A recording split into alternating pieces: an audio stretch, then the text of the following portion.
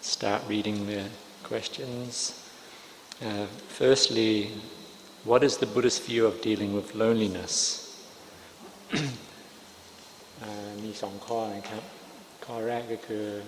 ในพุทธศาสนาเขามีความคิดเห็นในการจัดการความเหงาเวลาคนรู้สึกเหงาก็ต้องทำยังไงครับเหงาก็ภาวนาพุทโธสิจิตมันเหงามันว่างเราก็กำหนดสติแล้วลึกรู้อยู่กับลมหายใจกำหนดสติแล้วลึกรู้อยู่กับคำบริกรรมภาวนาว่าพุทโธเนี่ยจิตมันจะมีความสงบเกิดขึ้นมีปิติมีความสุขมีอุเบกขาของสมาธิเกิดขึ้นความเหงาก็หายไปIf everyone is feeling lonely, quite often at that time the mind is just feeling quite empty. And so if one turns to a meditation object, say towards the breath or the meditation word Buddho, and focus your attention there, then you may find that you may actually be able to make the mind peaceful. And if the mind becomes peaceful, then you will have a feeling of joy arise, and the happiness and equanimity of concentration may arise within your mind, and you won't feel lonely at all.คนทั้งโลกเนี่ยเวลารู้สึกเหงาก็ไปเที่ยวดูหนังดูละครไปฟังดนตรีมันก็เลยไม่พบกับความสงบของจิต Most people in the world when they feel lonely they think of going out to do something. You go to the movies, you listen to some music or whatever you want to do,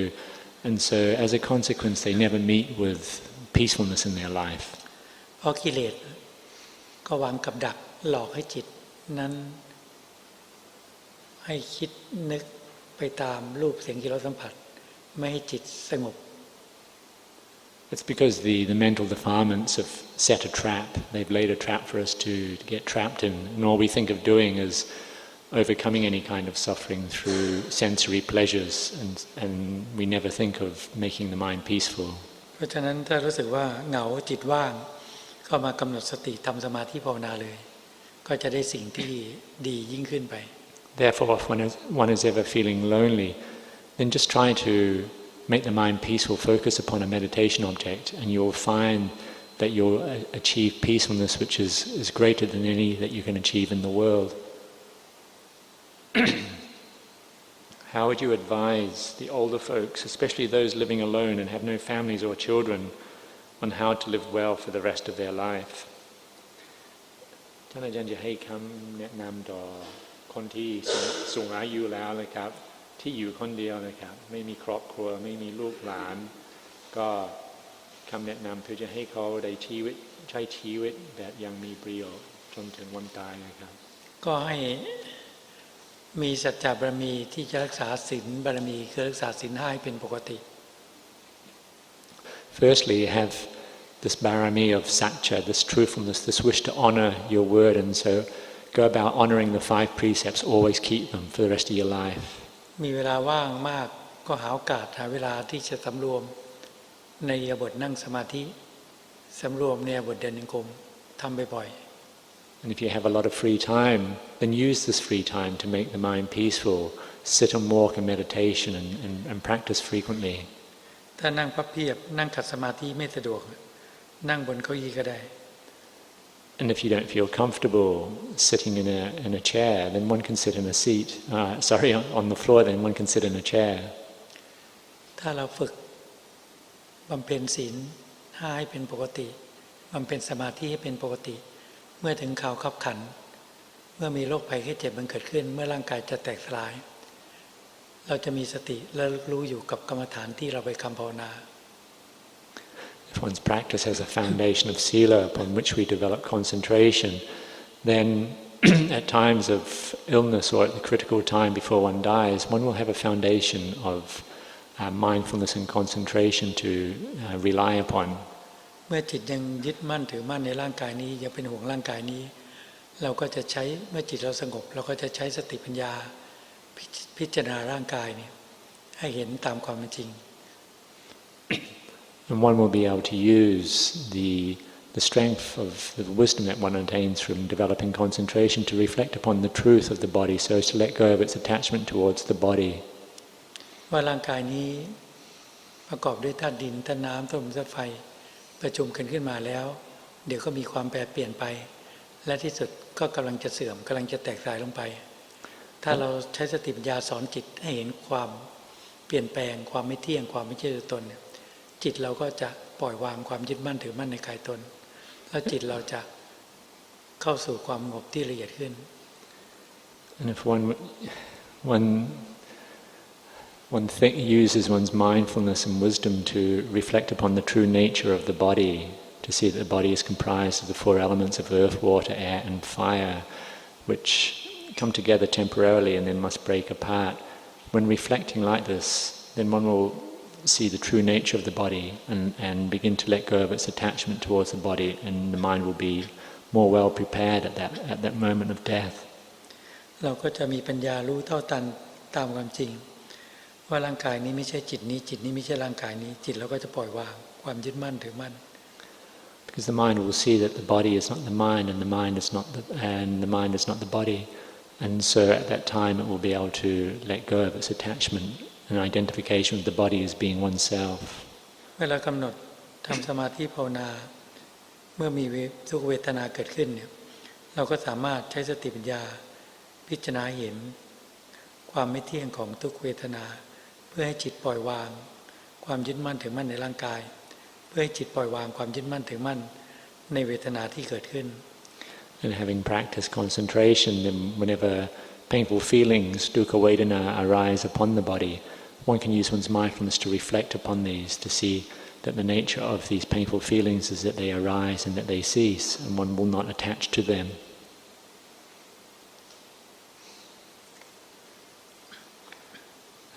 Dear Lumpur,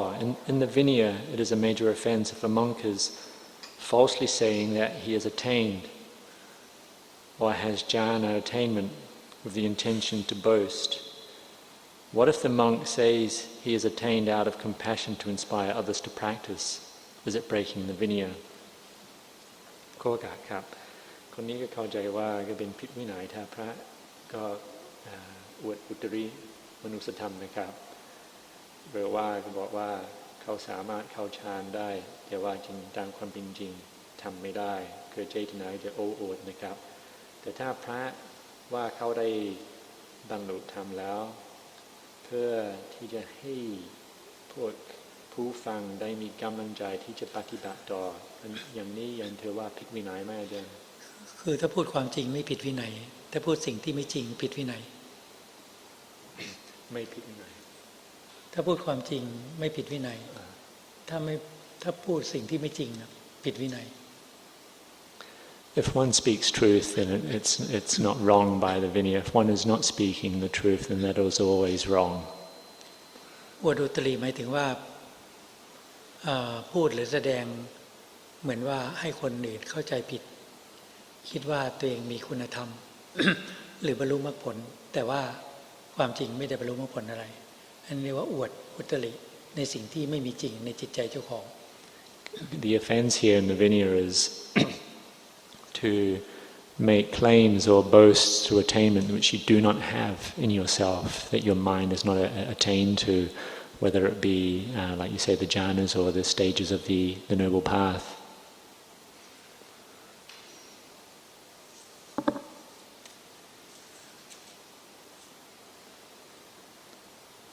Every day I walk 40 minutes to work and walk 40 minutes back home. How can I practice walking meditation so as not to waste the time, and how to make my mind focused during the walking meditation session? Please advise. Thank you. ครับนมัสการอาจารย์คนนี้เขาก็เวลาเดินไปทำงานแต่ละวันก็ต้องใช้เวลา40 นาทีในการเดินแล้วก็กลับบ้านเดินอยู่40 นาทีเขาอยากจะดูว่า จะใช้เวลาเป็นประโยชน์ได้ยังไงครับในการเดินทำสมาธิในช่วงนั้นนะครับเพื่อจะไม่เสียเวลาจะควรจะกำหนดอะไรบ้างนะครับถ้าเราต้องเดินไปทำงานประมาณ40 นาทีหรือเดินกลับ40 นาทีเนี่ยใช้เวลาให้เป็นประโยชน์คือว่าให้เดินจงกรมไปเลยให้เดินจงกรมไปให้เดินจงกรมไปเดินกำหนดบริกรรมภาวนาพุทโธถ้าก้าวเท้าไหนเอาก่อน เท้าสะบัดพื้นก็ลึกในใจว่าพุทธอีกข้างก็โทแล้วมองทางไว้นะตามองทางมองคนมองทางที่เดินเราก็กำหนดพุทธโทในใจเราพอเท้าอันไหนก่อนเท้าสะบัดพื้นก็ลึกในใจว่าพุทธอีกข้างก็โทพุทธโทไปเรื่อยทั้งไปทั้งกลับจะเป็นการฝึกสติทำสมาธิในอิริยาบถเดินจงกรม To establish mindfulness, to train in mindfulness and develop concentration, and to use your time of good benefit would be to spend that 40 minutes walking both there and back as a walking meditation session. And a good way to do that would be to use the meditation word Buddho. As you're walking along, be aware of your feet contacting the ground and internally recite to yourself Bud and To as you're walking along. And be aware of the path in front of you and the people around you, but just say this to yourself as you're walking along and be mindful. ดีกว่าเราปล่อยจิตใจให้ปรุงแต่งนึกคิดไปเรื่องอดีตเรื่องอนาคตฟุ้งซ่านไปเรื่องต่างๆถ้าเรากำหนดสติและลึกรู้อยู่กับกองฐานที่เราถูกจริตเราจะเกิดประโยชน์เป็นการฝึกสติให้ต่อเนื่องเป็นการทำสมาธิให้เกิดขึ้น If you do that, you'll find that it's much more beneficial for you than just allowing the mind to roam about in the past or in the future, or just restlessly think about all kinds of other concerns that you may have in your life. So if you use that period to walk in meditation, you'll be training the mind and developing mindfulness and concentration.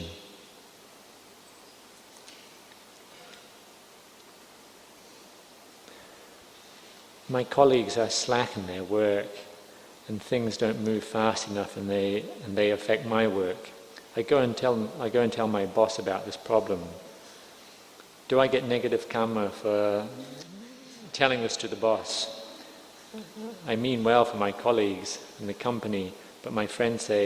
I will create negative karma due to my speech. Please advise. ขอโอกาสครับก็คนนี้ว่าเพื่อนร่วมงานอยู่ก็ไม่ค่อยขยันกันแล้วการงานบางทีก็ไม่ค่อยเสร็จหรือว่ามันทำเงินไป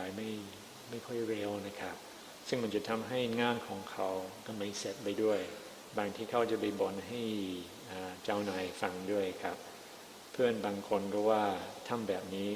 จะเป็นการสร้างกรรมที่ไม่ดีเพราะว่าเป็นวาจาที่ไม่ดีนะครับแต่จริงๆแล้วเขามีความรู้สึกว่าเขาหวังดีต่อเพื่อนแล้วก็ต่อบริษัทด้วยก็ยังถือว่าเป็นกรรมไหมอาจารย์ไม่ถือว่าทำดีแล้วการพูดบอกหรือตักเตือนเรามันก็เป็นผลประโยชน์ของบริษัทถ้าพนักงานเจ้าที่ควรทำงานให้เต็มความสามารถนี่ถ้าบางคนเนี่ยเกียจค้านทางการงานเนี่ยก็ควรบอกตักเตือนกันหรือบอกเจ้านายก็เพื่อไม่เป็นกรรมเลยมันจะเป็นกรรมที่คนที่ขี้เกียจนะไม่อยากให้บอกNo, such speech is not karma forming because it's actually a wholesome intention. You're wishing well you say you're wishing well for your colleagues and also for the company for the work to be done better. And so it's quite appropriate that when your friends are slack, as you say, that you should mention this to them. Actually, it's more karma for them in not doing their work to the best of their ability. They're the ones who are making more karma.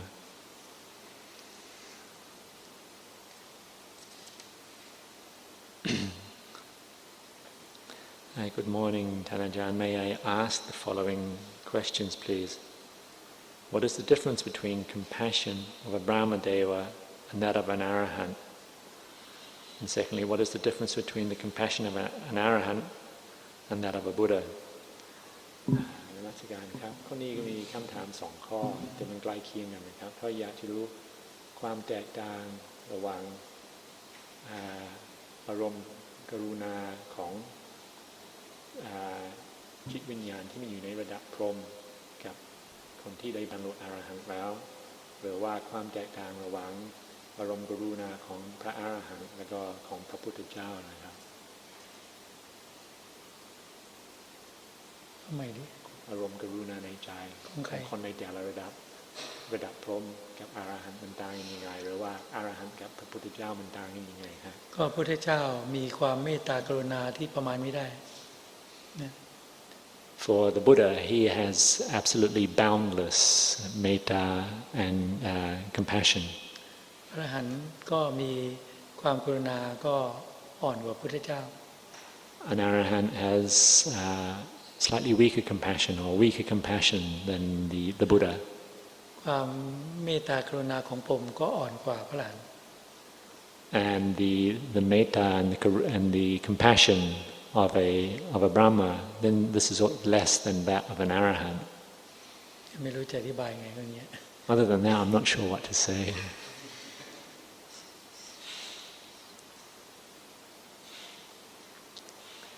In Tanajan's experience, how crucial is the development of metta bhavana for the realization of nibbana? มีสองข้อไม่เองครับตามความเห็นหรือประสบการณ์ของท่านอาจารย์การเจริญเมตตาเป็นสำคัญแค่ไหนสำหรับคนที่อยากบรรลุมรรคผลนิพพานนะครับถ้าคนเราไม่มีเมตตาก็ไม่สามารถบรรลุมรรคผลตั้งแต่เบื้องต้นขึ้นไป If anybody has no metta in their heart, then it's not even possible to attain even to the first stage of enlightenment. การเจริญเมตตาเป็นการแก้ไขอารมณ์ความโกรธความอาฆาตพยาบาทให้บรรเทาบางไปจากจิตใจของเราหรือเจริญเมตตาจนกระทั่งทำให้ความโกรธความไม่พอใจหมดไปจากจิตใจเรา Because the development of metta, goodwill or loving kindness, it's a way to alleviate or to overcome any feelings of anger and ill will when they arise within the mind. And if one fully develops metta, then this can completely erase anger from within the mind. การเจริญเมตตาเนี่ยเพื่อที่จะละความโกรธความไม่พอใจโดยตรง The practice of metta is namely for the abandoning of anger and dissatisfaction. และแม้แต่ว่าพระอนาคามีผลซึ่งดับความโกรธเป็นในจิตใจแล้วอรหัตมรรคหรืออรหัตผลท่านก็ต้องใช้เมตตาต่อไป Even for one who has attained to the level of anagami and his mind is completely free of all anger, but yet they still need to have this quality of metta in their heart and always be extending metta. แต่การเจริญเมตตานั้นก็ต้องประกอบด้วยการเจริญอุเบกขาของจิตบางครั้งไม่สามารถที่ช่วยเหลืออะไรใครได้เราก็ต้องวางจิตที่เป็นอุเบกขา However, it's important that in the practice of metta that you always develop it in harmony with upekkha. Sometimes one is not able to be of any help or assistance to other people, and so you need to know how to assume an equanimous attitude in such times. บางครั้งเรามีอารมณ์กัดเคืองใจมีความไม่พอใจเราก็ต้องเจริญเมตตาแล้วเราก็ต้องปรับจิตให้เป็นอุเบกขาให้วางจิตให้เป็นกลาง At times one may feel angry and displeased with certain situations, and so one needs to use metta to deal with this emotion when it arises, to try and keep it at hand. And yet one needs to know how to make one's mind impartial and equanimous at that time as well. In the practice of Asubha Bhavana, can we go straight to the meditation on the skeleton, or do we have to start off the Asubha meditation by bringing the mind to the process of decay of a corpse? Thank you. ในการเจริญอสุภกรรมฐานครับก็คนสามารถที่จะเข้าไปกำหนดที่โครงกระดูกได้ไหมอาจารย์หรือว่ามันจำเป็นว่าจะต้องเห็นซากศพในแต่ละระยะของความเสื่อมกำหนดโครงกระดูกก็เป็นอสุภกรรมฐานอย่างหนึ่งแล้วแต่จริตนิสัยแล้วแต่สติปัญญาเราอยากจะกำหนดเป็นซากศพเน่าบ้างแห้งบ้างก็ได้หรือจะกำหนดเป็นโครงกระดูกก็ได้เป็นอสุภกรรมฐานไม่ได้ผิด Both of those ways are correct, and however you approach Asubha Kammatthana, the contemplation on the foulness or unattractiveness of the body will always depend upon the capability of each person's mindfulness and wisdom, and on their natural tendency as well. Some people will contemplate skeletons quite easily. Other people will reflect upon corpses in stages of decomposition. But you can do either. การกำหนดพิจารณาสุภาพกรรมฐาน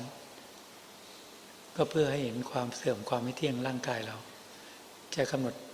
ให้จิตเห็นเป็นลักษณะไหนก็ได้เพื่อให้ปล่อยวางความยึดมั่นถือมั่นในกายตน The purpose of reflecting upon Asubha Kammatthana is to see the decay and impermanence of the body so as to make the mind let go of its attachment and identification with the body as being oneself.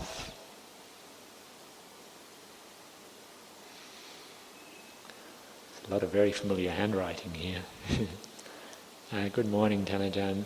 Meditating on the skeleton brings calmness to my mind sometimes. Sometimes joy will arise. Is this joy an attachment, or does it arise because the calmness of the mind? ครับนมัสการอาจารย์บางที่เวลาเขาภาวนายิ่งถ้าพิจารณาโครงกระดูกมันจะทำให้จิตสงบแล้วก็บางทีจะเกิดปีติเกิดขึ้นนะครับก็ปีติอันนั้นก็เป็นสิ่งที่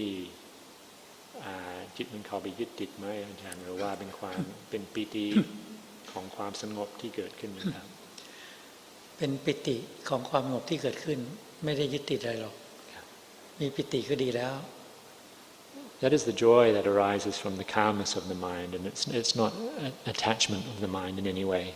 มันเห็นจิตมันเห็นความเสื่อมความไม่เที่ยงของโครงกระดูกแล้วเกิดความสดสังเวชแล้วเกิดปิติก็ให้มีสติรู้อยู่ปัจจุบัน Because when the mind begins to see the process of decay and the impermanence of the body, then this gives rise to an emotion.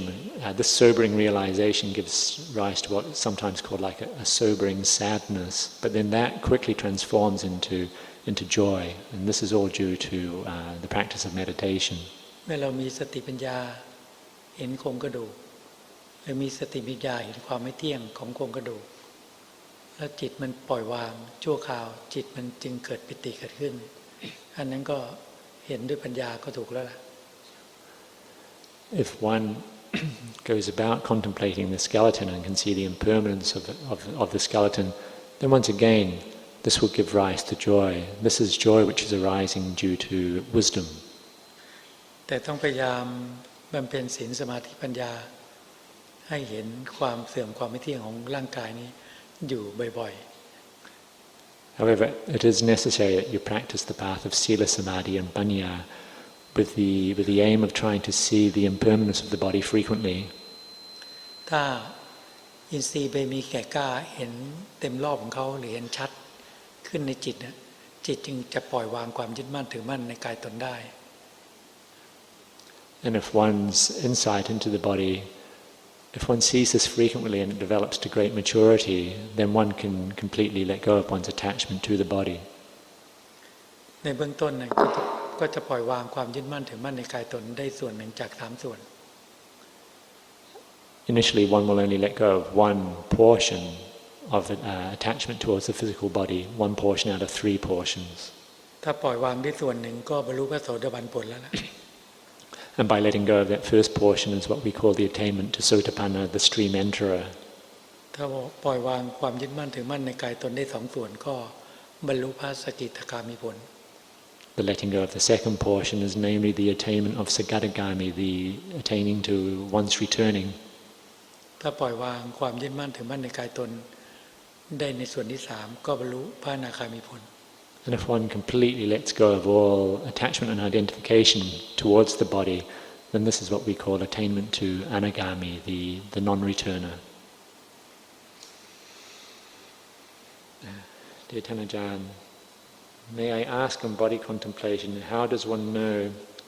which is suitable for oneself between the 32 parts of the body or the 4 elements? ขอครับก็ถามในเรื่องการพิจารณาร่างกายคนเราจะรู้ได้ยังไงว่าอันกรรมฐานไหนมันจะเหมาะกับนิสัยของเราอย่างเช่นระหว่างอาการ32กับการพิจารณาธาตุ4ครับถ้าเรา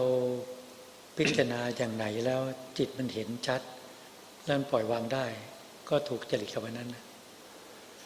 If one tries contemplating on one of these themes and the mind is able to see it clearly and let go, then this shows that this is an object which is suitable for oneself. ก็แล้วแต่สติปัญญาของแต่ละบุคคล Will always depend on the mindfulness and wisdom of each person. บางคนก็ชอบพิจารณาส่วนต่างๆร่างกายให้เห็นความเสื่อมความแตกสลายลงไป For some people, they like to reflect upon the parts of the body, to see the parts breaking down and see the impermanence of them. บางคนก็ชอบพิจารณาสุภกรรมฐานให้เห็นความเสื่อมความแตกสลายลงไป Other people like to reflect upon the Asupa Kammatthana to see the decay and the impermanence of the body. บางคนก็ชอบกำหนดพิจารณาแยกแยะให้เห็นเป็นธาตุดินธาตุน้ำธาตุลมธาตุไฟให้แตกสลายลงไปแล้วแต่จริตนิสัย And other people like to separate the body out and analyze it as being the four elements of earth, water, air and fire, seeing them all separate and break apart. And whichever one of these themes one chooses will depend upon each person's temperament and their own particular mindfulness and wisdom. เราต้องลองพิจารณาดูพิจารณาอย่างไหนเห็นได้ชัดก็แสดงว่าอย่างนั้นถูกจริตของเรา So you have to try for yourself, and whatever your mind sees most clearly, then take that as your object. Dear Tanajan, I am practicing Anapanasati now and would like to start the contemplation of the four elements of the body. My questions are, how strong should one's concentration be before we start the four element practice? Do we need access concentration at least? คนนี้ก็มี3ข้อครับนมัสการท่านอาจารย์ปัจจุบันเขาก็ภาวนาดูลมหายใจนะครับแล้วเขาอยากจะหันมาพิจารณาธาตุสี่ครับเลยก็ข้อที่1ก็ควรจะทำสมาธิถึงระดับไหนจึงจะหันไปดูพิจารณาธาตุสี่ไหมครับอย่างน้อยควรจะเป็นอุปจารสมาธิไหมก็ทำสมาธิอย่างน้อยก็ระดับอุปจารสมาธิให้จิตเป็นหนึ่งก่อนแล้วพักจิตในความสงบถ้าจิตไม่สงบละเอียดไปกว่านั้นอยากพิจารณาก็ยกร่างกายขึ้นมาพิจารณา Develop concentration to the extent where you try to make the mind one-pointed, make the mind peaceful, and make the mind as peaceful as you can. And when it goes no more peaceful than that, then allow the mind to rest in that peaceful state for as long as it wishes to. And then when the thinking processes start again, then bring up the body for contemplation. That is the time. That is how much concentration you actually need. Secondly, do we contemplate the four elements during formal sitting, after the mind has settled down with Anapanasati, or do we contemplate during normal activities? ข้อที่2การพิจารณาธาตุสี่ควรจะทำหลังจากทำจิตสงบแล้วจากการดูลมหายใจหรือว่าสามารถที่จะพิจารณาได้ในทุกอิริยาบถไหมครับสามารถพิจารณาได้ในทุกอิริยาบถถ้าเรามีสติมีสมาธิจดจ่ออยู่ในเรื่องนั้นโดยจิตไม่ฟุ้งซ่านเรื่องอื่นก็พิจารณาได้ในทุกอิริยาบถIt can be both. You can also contemplate the four elements in normal activities. If you have enough mindfulness and concentration that your mind is not roaming about, but it remains calm and focused throughout the day, then you can also contemplate on your meditation object, say, the four elements. Thirdly, can Tanajan please give some brief guidance on how to do the four element practice? แล้วก็สุดท้ายก็จะขอท่านอาจารย์แนะนำก็วิธีในการพิจารณาธาตุสี่ครับวิธีพิจารณาธาตุสี่ก็ไม่ยากหรอกร่างกายของเราเนี่ยมีธาตุดินธาตุน้ำธาตุลมธาตุไฟประกอบกันนี่เรากำหนดลมอยู่แล้วเนี่ยหายใจเข้ารู้ลมสัมผัสหายใจออกรู้ลมสัมผัสเนี่ยถ้าหัวใจหยุดทำงานเนี่ยหายใจเข้าไม่หายใจออกหายใจออกไม่หายใจเข้าหัวใจหยุดทำงานเนี่ยถ้าลมที่หมุนเวียนในร่างกายเราจะระเหยไป It's not so difficult really to reflect upon the four elements of earth, water, air and fire. If your heart stops breathing at any time, stops beating at any time, then your breathing will cease as well, and the breath will no longer come in, nor will it go out. and as a consequence the air element expires from the body. ไม่นานนัก ไม่กี่ชั่วโมง เมื่อธาตุไฟระเหยออกไปเรื่อยๆเนี่ยร่างกายของคนเราเนี่ยจะเย็น เมื่อเพราะว่าความร้อนระเหยออกไปความเย็นก็จะปรากฏขึ้นในร่างกายเรา And once the air element is gone, then the fire element is also extinguished within the body. And within a short time after death, the body becomes cold. ไม่นานนักธาตุลมก็จะกลับเข้ามาในร่างกายเราทำให้ร่างกายผ่องขึ้น แล้วธาตุน้ำที่อยู่ในร่างกายเราคือน้ำเลือดน้ำเหลืองน้ำหนองน้ำที่ไหลเวียนในร่างกายเนี่ยเมื่อลมเข้ากลับคืนมาเนี่ยร่างกายจะผ่องขึ้น2-3 วันก็จะแตกลงไปเหมือนลูกโป่งแตกเนี่ยมันก็ร่างกายก็จะแฟบลงเพราะธาตุน้ำก็ไหลนองทับแผ่นดินธาตุน้ำเลือดน้ำเหลืองก็จะไหลออกไปธาตุดินก็จะยุบตัวลง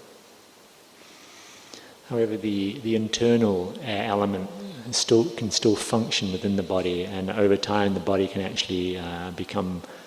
bloated and puffy. And as people know that the air can be emitted from the body from different orifices, and as time goes by, with this combination of the internal wind and the liquid element starts to leave the body because it can no longer function in that present state. Then the liquids start to ooze out from the body and return back to the earth, and those parts of the body which are hard also begin to break down. เมื่อธาตุลมระเหยไปแล้วธาตุไฟระเหยไปแล้วธาตุน้ำไหลออกไปแล้วเนี่ยส่วนที่ข้นแข็งในร่างกายเรียกว่าธาตุดินคือผมขนเล็บฟันหนังผมขนเล็บฟันหนังก็จะยุบตัวลงห่อหุ้มโครงกระดูกนี่10 ปี100 ปีก็ผุพังกลายเป็นธาตุดินคืนสู่สภาพเดิมOnce the air element is gone and the fire element has been extinguished and the water element of the body is returning to the earth or has fully returned to the earth, then the earth element of the body, those parts which are hard or have form, then they also begin to gradually break down, and then over time they just completely break down until they return back to the earth once again. เนี่ยพิจารณาจนจิตเห็นความเสื่อมความแตกลายลงไปจนถึงกับความว่างคือความว่างเปล่าไม่มีอะไร And one reflects upon the body like this to see the decay and disintegration of the body, reflecting like this until the mind enters into the emptiness of the mind. เมื่อพิจารณาร่างกายคนเราประกอบด้วยธาตุดินธาตุน้ำลมธาตุไฟแตกสายลงไปจนถึงความว่างจิตก็เห็นว่ามันไม่มีอะไรมันไม่ควรยึดมั่นถือมั่นอะไรในก้อนธาตุอันนี้ And if one reflects upon these four elements, seeing them break apart and disintegrate, and keeps taking the mind into this state of emptiness, the mind will begin to see that there's absolutely nothing there at all. It just keeps going into emptiness, and the mind will completely let go of all of its attachment towards the body.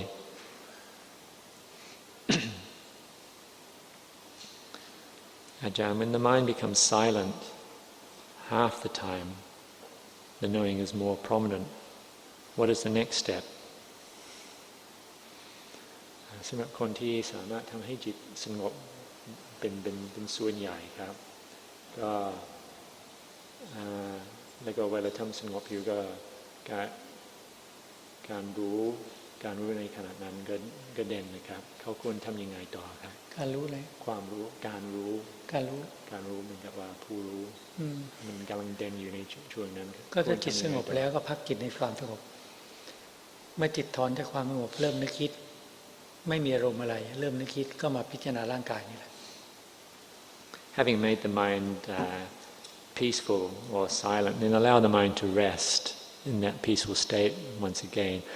And once your thinking process is resumed, then take up your body for contemplation.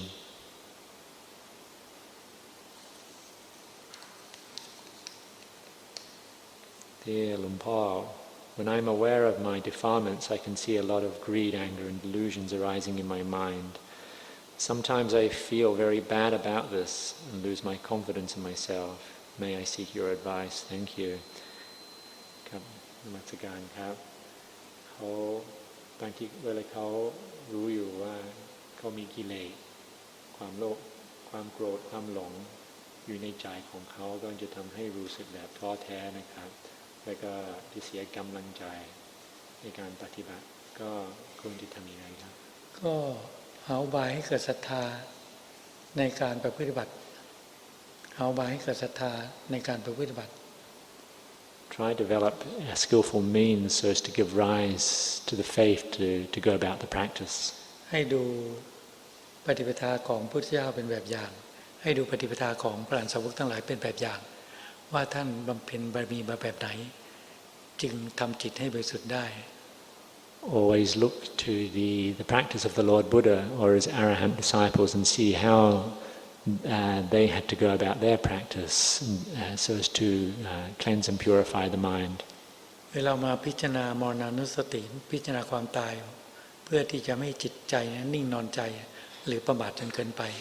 เราจะได้รีบเร่งบำเพ็ญบุญบารมี Also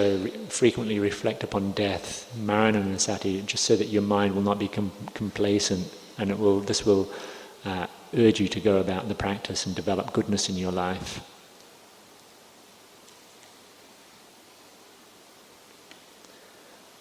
I pay my deep respect to Tanajan. Can Tanajan please continue to explain on Tanajan's practice, especially on the realization of the different stages of attainment? Thank you very much for Tanajan's inspiring teachings. Sadhu ครับนมัสการครับก็อยากจะให้ท่านอาจารย์เล่าต่อเรื่องการปฏิบัติยิ่งในการรู้การเห็นธรรมในแต่ละขั้นตอนนะครับก็ขอบคุณมากหมดหรือยังเพิ่นครับสุดท้ายกันนี่กันอันนั้นก่อนแล้วเดี๋ยวไว้ต่อ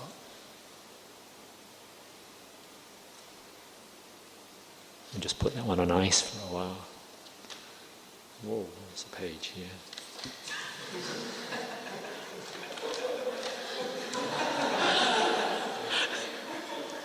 There's six questions here.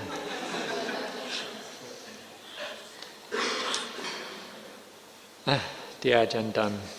thank you for coming to Singapore. Many of us living in a busy city are leading a busy life. With all the defilements, we often slowly and unknowingly forget to practice the Dhamma in our daily lives. Seeing and meeting all the well-practiced monks remind us of our practice. So may Ajahn, please don't forget to come to Singapore regularly. Sadhu. May I ask, firstly, what were the deeds that one had done in his/her present or past life to cause him/her sufferings and sickness before death? โอเคครับ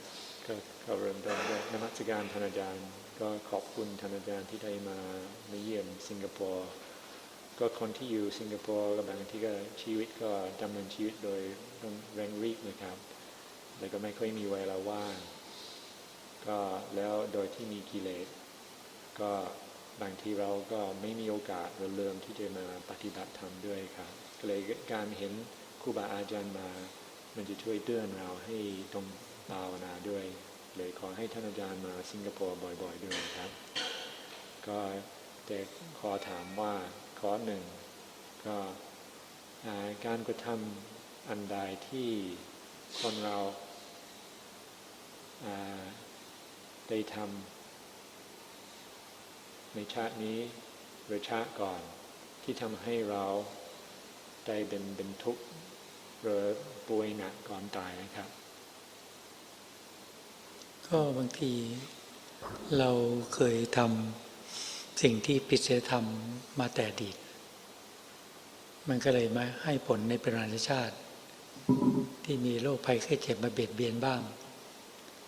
เหตุการณ์ต่างๆเกิดขึ้นเป็นอุปสรรคต่อชีวิตบ้างบางทีบางอย่างก็เป็นกรรมจากอดีตบางอย่างก็เป็นกรรมในปัจจุบัน Sometimes it can be due to past karma, or sometimes it's present karma. Sometimes in the past one may have made strong breakages of the precept, performed immoral deeds, which can lead to experiencing strong sickness or suffering in this present life. เราต้องมีความอดทนที่ใช้ปัญญาแก้ไขปัญหาต่างๆให้ผ่านพ้นไปได้ด้วยดี And one must be patient and endure whatever arises and use your wisdom to try and deal with what arises. เรื่องความเจ็บไข้ได้ป่วยร่างกายของคนทุกคนเขาสมมุติว่าเป็นรังของโลกเพราะร่างกายเรามีอวัยวะในร่างกายถึง32อย่างโดยหลักใหญ่ๆเดี๋ยวก็เป็นโรคนั้นโรคนี้มันเรื่องปกติที่ร่างกายเมื่อธาตุไม่สมดุลก็แปรเปลี่ยนไปมีโรคภัยไข้เจ็บมันเกิดขึ้นสิ่งที่สำคัญคือเราต้องรักษาจิตใจเราให้ดีให้รู้เท่าทันความจริงว่าร่างกายนี้เราไม่สามารถบังคับบัญชาให้เป็นไปได้ตามปรารถนา What is important is that one learns how to keep control over one's own mind and to realize the true nature of this body. This body is actually a nest of diseases. There are many parts of the body, and each particular part is able to become sick or have some form of degenerative disease come to it, and so sickness is always able to arise within the body, and so just to be aware of the true nature of the body. ถ้าร่างกายนี้มีโรคภัยไข้เจ็บมันเกิดขึ้นถ้าร่างกายนี้เป็นเราจิตเราก็ต้องบังคับบัญชาให้หายป่วยได้แต่เมื่อเราบังคับบัญชาให้หายป่วยไม่ได้ตามปรารถนาก็แสดงว่าร่างกายนี้ไม่ใช่จิตนี้จิตนี้ไม่ใช่ร่างกายนี้เป็นคนละส่วนกัน If this body were truly one's own, then at the time of sickness, one would be able to command the body to get better. But when you see that you can't, then you should be able to see or teach the mind to see that the body is not the mind and the mind is not the body. Let them see that they are two completely separate things. เพราะฉะนั้นเราก็ต้องมีสติมีปัญญาที่จะดูแลรักษาร่างกายเรานั้นให้ดีที่สุดTherefore, you need to have the mindfulness and the wisdom just to go about taking care of your body as best as you can. และต้องมีปัญญาที่รู้เท่าทันว่าร่างกายนี้เป็นสักแต่ว่าก้อนธาตุตามธรรมชาติมีความเกิดขึ้นมาแล้วก็มีความแตกสลายเป็นธรรมดา And have the wisdom to know that this body is merely a mass of elements that come together temporarily and then break apart. เมื่อจิตเราเห็นเช่นนั้นจิตเราจะไม่มีความทุกข์กับการเปลี่ยนแปลงของร่างกายนี้When the mind can actually see things like this, then suffering will not arise within the mind due to the changing conditions of the body. The second question here is abortion killing? What are the consequent karma for abortion? Will such karma hindrance one's practice and concentration? เขาก็อยากข้อที่สองก็ถามว่าการทำแท้งก็คือการฆ่าไหมก็แล้วก็สำหรับคนที่ทำแท้งเขาจะรับกรรมยังไงนะครับแล้วก็กรรมอันนี้มันจะทำให้คนนั้นไม่สามารถที่จะทำให้จิตสงบไหมการทำแท้งก็เป็นกรรมผิดศีลข้อที่หนึ่งคือเบียดเบียนชีวิตของคนหรือของสัตว์ผิดศีลข้อที่หนึ่งAbortion is namely breaking or a transgression of the first precept, the taking of human life. บางทีกรรมของอันนี้ก็บางทีก็ต่อไปเราอาจจะอยากมีบุตรก็อาจจะไม่มีก็ได้ไม่ใช่ในบรรพชาติแต่อาจจะอนาคตข้างหน้าเพราะเราไม่ปรารถนาการมีแล้วเกิดว่าเมื่อเรามีความอยากจะมีก็จะไม่มีAnd for some, there can be a karma arising due to this. Say, for example, in this present life, or at that time, you don't have any wish to have that child, and so you terminate its life. At some other later time, either in that life or in a future life, when you do wish to have a child, you may find you're not able to have one. แต่กรรมที่ทำลงไปแล้วมันเป็นอดีตที่ผ่านมาแล้วเราก็ต้องรู้จักปล่อยวางว่าอดีตที่ผ่านมาแล้วเนี่ยมันแก้ไขอะไรไม่ได้เราก็ให้มีสติอยู่ในปัจจุบันและทำแต่คุณงามความดีสั่งสมบุญบารมีไปให้เรื่องของกรรมไม่ดีก็เรื่องกรรมไม่ดีเรื่องของกรรมดีก็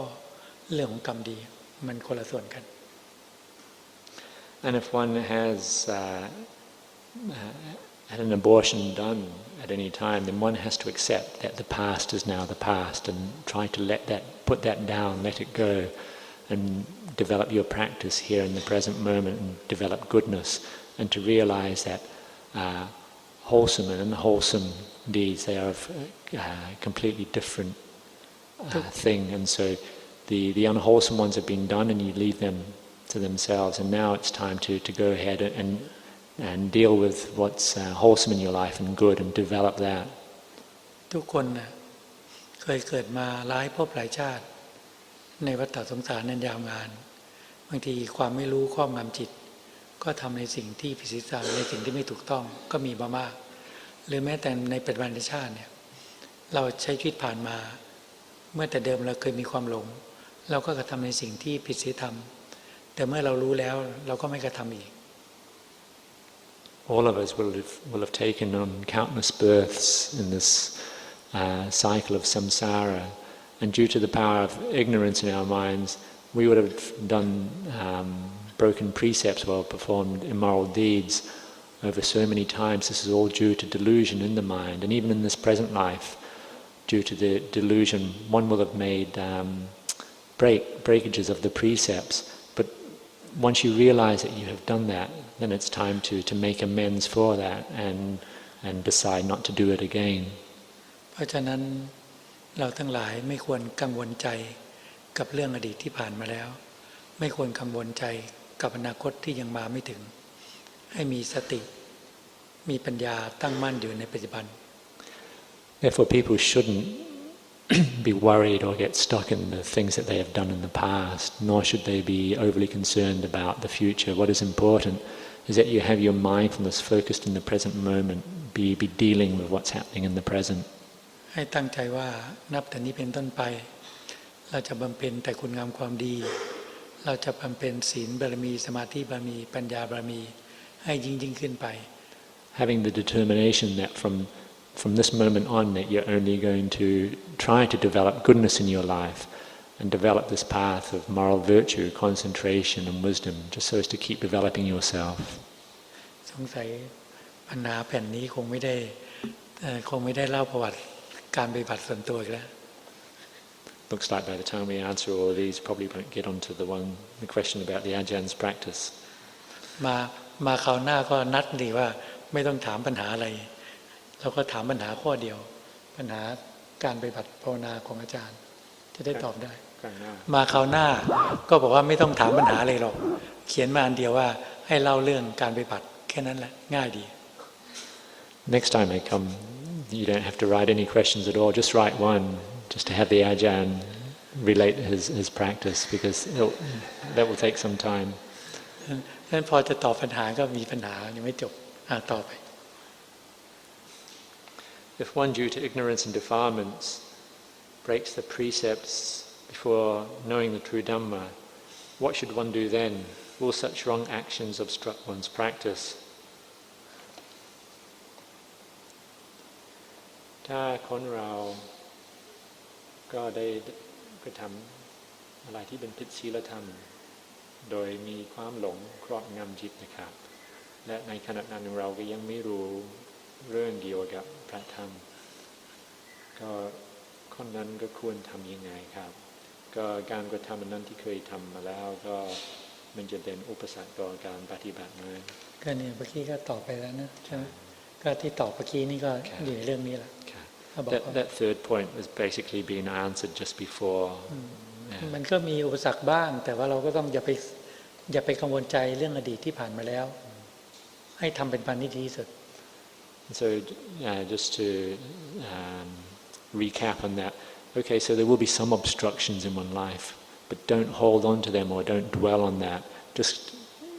establish yourself in the present moment and make the present moment as best as you can. จะมีผลแห่งกรรมที่จะมาให้ผลในปัจจุบันชาติก็ตามเราก็ต้องมีความอดทนที่จะแก้ไขปัญหาต่างๆให้ผ่านพ้นไปได้ด้วยดี And even though those past actions may be yielding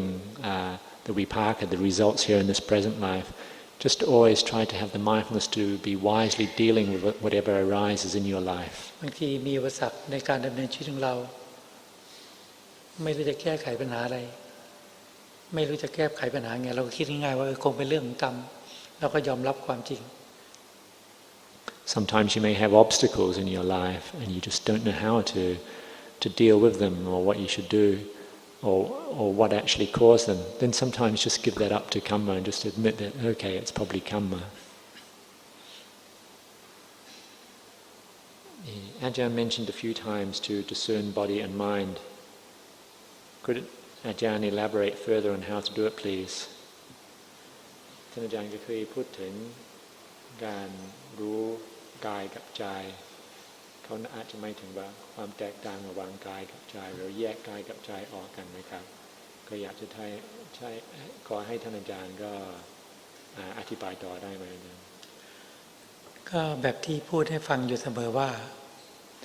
คนเราเกิดขึ้นมามีภพในภพภูมิของมนุษย์เนี่ย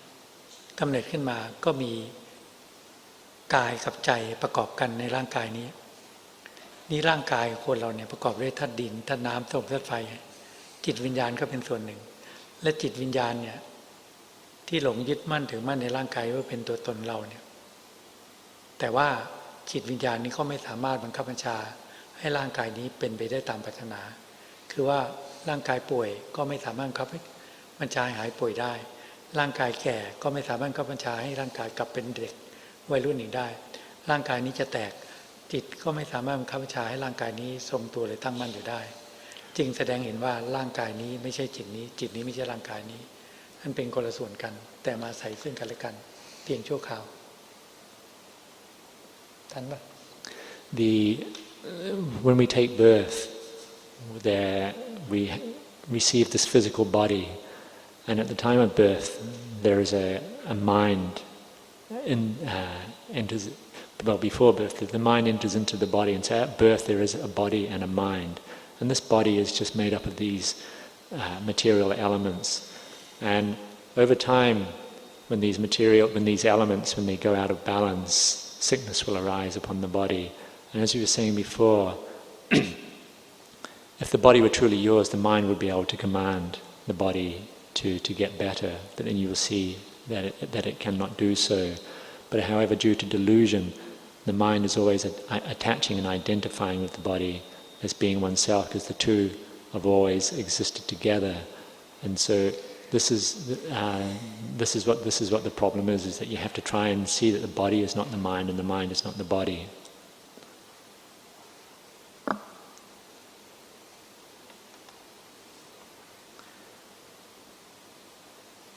One would like to dana his wealth, but his family has expectation on his assets too. If he chooses to dana all his wealth, the family will be saddened. What should he do? ก็มีคนหนึ่งในครอบครัวที่อยากจะทำบุญนะครับก็ทรัพย์ของเขาอยากจะเอาทรัพย์ของเขาไปทำบุญแต่มีบางคนในครอบครัวเขาก็เป็นห่วงในทรัพย์อันนั้นด้วยครับมีเขาห่วงด้วยครับในทรัพย์อันนั้นก็เลยถ้าคนนั้นอยากจะไปทำบุญแต่ว่ารู้อยู่มันจะทำให้คนในครอบครัวไม่ค่อยพอใจเท่าไหร่ครับเขาควรทำยังไงครับถ้าเป็นทรัพย์ของเรา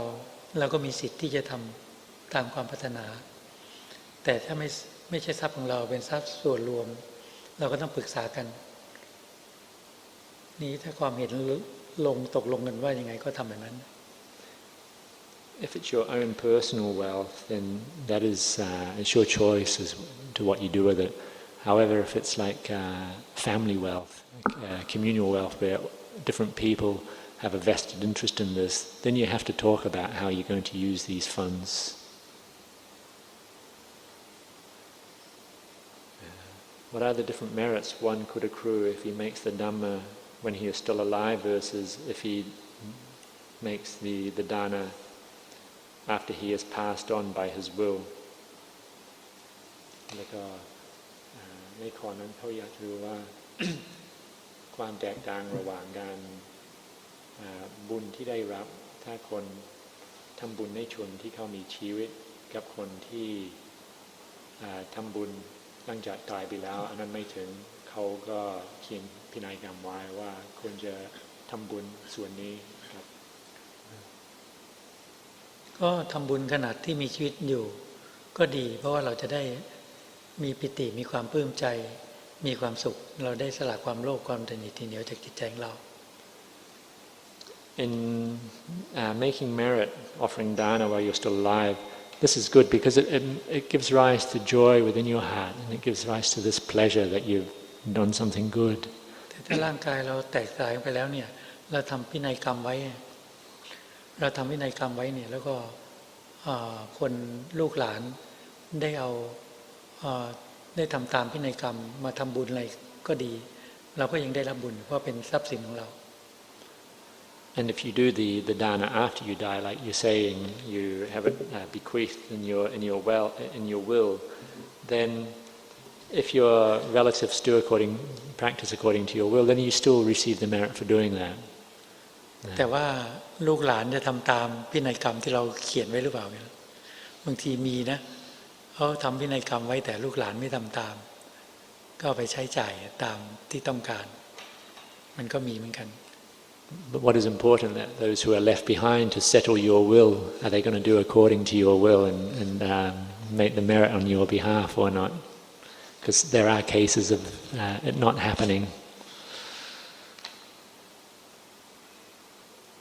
Finally, I understand that there are some expansion plans at Ajahn Monastery. Could Ajahn please kindly share more with us and also the fundraising, if any?Thank you, Ajahn. May Ajahn continue to stay in good health and long life. Sadhu. ข้อที่6นะครับเขาเข้าใจว่ามีงานก่อสร้างที่วัดของพระอาจารย์เลยอยากจะให้ท่านอาจารย์เล่าเรื่องเกี่ยวกับการก่อสร้างแล้วก็เขาก็ใช้คำว่าในลักษณะว่าการหาเงินสำหรับการก่อสร้างนะครับก็ขอบคุณท่านอาจารย์ด้วยครับการหาเงินสำหรับการก่อสร้างที่วัดเนี่ยคือว่าตั้งแต่เราบวชมาเราไม่เคยคิดหาเงินเพื่อการก่อสร้างนอกจากว่าโยมมาทำบุญทุกบาททุกสตางค์เนี่ยเราก็ทำเป็นถาวรวัตถุไว้ในพุทธศาสนาให้แก่เราบริหารปัจจัยให้แก่ญาติโยมทั้งหลายแต่ว่าเราไม่เคยเล่ยรายไม่เคยแสวงหาเราไม่เคยบอกบุญหรือเล่ยรายนอกจากโยมมีศรัทธามาเห็นแล้วอยากจะทำเองจึงจะได้ทำไม่มีการแจกซองเล่ยรายที่วัด Since ordaining, I've never done any kind of active fundraising of any kind, telling people to come and make offerings or the issuing of envelopes which people distribute in certain places where one is soliciting donations or all kinds of activities that can be done in different monasteries or by different people. This I have never done. I've always relied upon the donations which people make at the monastery or transferred to the monastery, and that money is then managed and whatever that person says they want the money using for, then it is used for those purposes. ตั้งแต่เราตัดสินใจบวชเข้ามาเนี่ยเราไม่เคยสนใจที่จะแสวงหาทรัพย์ภายนอกไม่เคยสนใจที่แสวงหาปัจจัยทั้งหลายแม้แต่บาทเดียวหรือดอลลาร์เดียวเราไม่เคยมีความยินดี Since ordaining, I've never once had the thought of seeking out money or any wealth. The thought just has never entered into my head, not even as much as $1. สมัยที่เราเป็นลูกวัดเนี่ยเป็นพระผู้น้อยเนี่ยจะไปอยู่สำนักใดเดินทางไปไหนมีคนถวายปัจจัยเราก็กลับมาวัดก็จะถวายข้าวสงฆ์ไว้ทำนุบำรุงพระวรพุทธศาสนาไม่เคยมีความยินดีในปัจจัยที่โยมมาถวายเรา Ever since being a junior monk, when I first ordained, if anybody offered any money or funds for my uses, then I would always just give that to the monastery that I was staying at for the running of that monastery, and would never ever take it as for my own personal use or to derive any pleasure from having that money. เมื่อ25 ปีที่แล้วเราเป็นหัวหน้าประธานสงฆ์ที่วัดบุญญาวาสก็มีเวลามีคนเข้ามาวัดบางทีก็ถวายปัจจัย4ถวายปัจจัยทั้งหลาย เรารู้สึกว่าเราต้องลำบากในการบริหารปัจจัยของญาติโยมเพราะว่าปัจจัยนั้นเราไม่เคยคิดว่าเป็นของเรา And for the last 25 years, I've been the abbot at the monastery where I am now. And when people come and offer money to be used for the 4 requisites, sometimes I've even thought that it's a bit of a burden in a way because I feel it's my responsibility to make sure that the money gets used for whatever wishes that they have. การทำบุญที่วัดนะเขาจะมีการแจ้งจุดประสงค์ว่านี้ทำบุญทั่วไปทำบุญสร้างห้องน้ำทำบุญสร้างกุฏิทำบุญสร้างโบสถ์ทำบุญสร้างเจดีย์เราจะไปเปลี่ยนปัจจัยเขาไม่ได้เลยเขาเจตนาในเราก็ต้องรักษาบริหารให้ดีไม่สามารถเอาปัจจัยอย่างหนึ่งไปทำอย่างอื่นAt my monastery, when people make donations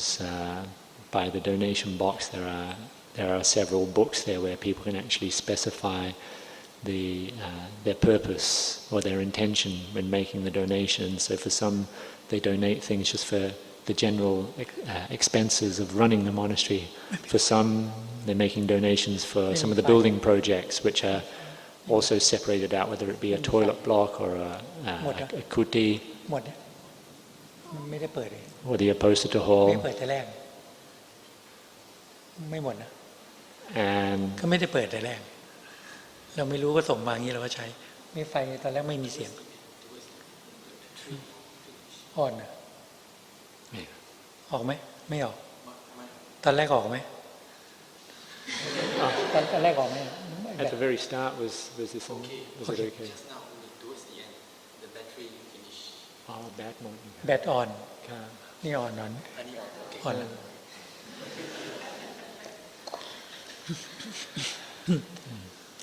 ถ้าทำบุญ And so, and so when people specify what they want the funds to be used for, then I feel that they have to be used for those things, and it's completely wrong for me to think of taking the money from one account to be used in another, or using the money which is not in accordance with their wishes. ถ้าทำบุญทั่วไปในวัดเนี่ยเราก็ไปทำเรื่องต่างๆในวัดได้แต่ว่าบางทีปัจจุบันเนี่ยบางทีมีโยมถวายปัจจัยให้ส่วนตัวเนี่ยเราก็เก็บไว้ตัวให้โยมเก็บไว้แล้วแต่แล้วบางทีเราไปไหนที่ไหนก็สร้างโบสถ์สร้างเจดีย์หรือทำอะไรบางทีเราก็ทำบุญต่อให้โยมเขาในวัดอื่นๆ Therefore, at my monastery, when people specify what they want their funds to be used for, that's what I do. And now, as time has gone on, sometimes when they make a direct offering for to myself, and at my discretion as to how the funds are to be used, then sometimes that is also kept separately. And then whenever there's different projects or I go to different places and I see that I can offer assistance in different ways, then sometimes I make a contribution there, and so it's almost like redirecting the merit that somebody has made somewhere else and then doing it somewhere else. หรือบางทีปัจจุบันเนี่ยมีลูกศิษย์ไปตั้งสำนักแยกออกไปเป็นสาขาไปหลายแห่งที่เราก็ช่วยสำนักของลูกศิษย์ที่เขาขาดแคลนบางอย่างแล้วก็ส่งไปช่วยถึงด้านปัจจัยเหมือนกัน Or these funds that are offered to me, then sometimes, say if monks that have lived with me for quite some time, like my students or disciples, when they've gone off to establish their own small monasteries, then if I know that they're having difficulties or that they're short of anything, then sometimes I assist them as well. ที่วัดไม่มีการแจกซองหรือบอกบุญเรี่ยรายกันนอกจากว่าลูกศิษย์บางทีเช่นโยมอุปถากโยมสวารีเนี่ยก็ทำอะไรบางทีก็บอกเพื่อนๆเขากันเองอันนี้ก็แล้วแต่อันนั้นแต่ว่าการแจกซองหรือเรี่ยรายเราจะไม่มี So at the level of the monastery, the general level, there is my monastery. There's never been any fundraising projects or, like saying once again, which is very common, distributing empty envelopes with soliciting people to make donations. Sometimes on a lesser level, some of the lay people in the monastery these days, with making use of modern technology, they contact each other and let them know that, okay, something's happening in the monastery, and within a very short time they notify each other and they able to come up with funds. ตั้งแต่บวชมาจนบัดเนี้ยก็ไม่เคยยินดีในปัจจัย4ปัจจัยของญาติโยมนะเพราะรู้สึกว่ามีเพียงบริขาร8ก็เพียงพอแล้วในการปฏิบัติวันหนึ่งกับคืนหนึ่ง Since ordaining, I've never taken pleasure in the receiving of money of any kind. I've always felt like just all I have is the 8 personal requisites of a monk, and make use of the 4 requisites which are there for sustaining life. จะเดินทางไปไหนนะจะเดินทางมานี้ก็โยมก็จัดการเรื่องตั๋วเดินทางให้พอมาถึงสนามบินจะเดินทางมาที่นี่จะเดินทางกลับที่พักก็มีรถเปลี่ยนนั่งตั้งหลายคันนะโดยไม่ต้องมีรถของตัวเอง And wherever I go or whatever I do, then there's always some kind of support being offered to me. Like even being here, I get picked up at the airport, I get taken to where I'm going, sometimes not always in the same vehicle. And so it's always meant that since ordaining I've never needed to have a car as well. มีปัจจัยคิดไม่ออกไม่รู้จะใช้ทำอะไรนอกจากว่าเปลี่ยนเป็นสร้างถาวรวัตถุในพุทธศาสนาสืบพระศาสนาของสมเด็จพระสัมมาสัมพุทธเจ้าเท่านั้น And if I had money, I wouldn't know what to use it for, other than sometimes when funds are offered to me, then I always use that for building structures in monasteries so that it's of benefit to the religion. เพราะว่าการใช้ชีวิตแต่ละวันไม่รู้สึกว่าขาดอะไรมีจีวรเครื่องนุ่งห่มบิณฑบาตการขบฉันอาหารก็วันละครั้งหนึ่งเสนาสนะก็มีเภสัชยารักษาโรคก็มีก็ไม่รู้สึกว่าขาดอะไร Because in going about my life, I feel like I'm not short of anything at all. I have somewhere to stay, I have a robe to wear, I go on alms round every day and receive alms food, and there are medicines at the monastery if ever I'm sick. There's everything that I need. ถามยาวเลยไม่ได้ฟังประวัติเลย Okay, so that last page was a lot of questions, and so we never did get onto that one about the Ajahns' practice. หมดหรือยังคราวหน้ามาเนี่ยกลางคืนแบบนี้สิกลางคืนพอแสดงธรรมเสร็จแล้วก็เล่าประวัติเลยไม่ต้องถามตอนใครถามปัญหาก็ถามตอนเช้าใครถามปัญหาก็ถามตอนช่วงเนี้ยตอนกลางคืนก็พอแสดงธรรมเสร็จก็เล่าประวัติเลยจะได้ฟังดีไหม Maybe next time, if anybody has any questions, then the questions could be asked in the morning, and then in the evening time after the talk, then if you wish, the Ajahn just could talk about his own practice then, without answering questions. แต่ถ้ามัวเล่าแต่ประวัติบางทีก็มันเกิดประโยชน์น้อยเพราะเป็นวัดของเราแต่ว่าบางทีโยมมีปัญหาเนี่ยในเรื่องการปฏิบัติธรรมเนี่ยมันก็เกิดประโยชน์ไงถ้าถามปัญหาเราตอบปัญหาก็เกิดประโยชน์ถามคนหนึ่งก็คนอื่นได้ฟังด้วยก็เกิดประโยชน์เราก็เลยไม่อยากจะเล่ามากนะว่าถ้าเล่าประวัติมันเป็นวัดของเราเกิดประโยชน์สำหรับโยมมันน้อย However, I normally don't want to speak too much about my own practice or my own life story because it doesn't necessarily serve as great benefit to you. Sometimes when it's like coming here, people have got their own questions and things that they need to ask about their own practice, and so answering those is of benefit to the questioner, and then quite often the people around them also get benefit from the questions as well, and so sometimes that can be of more benefit.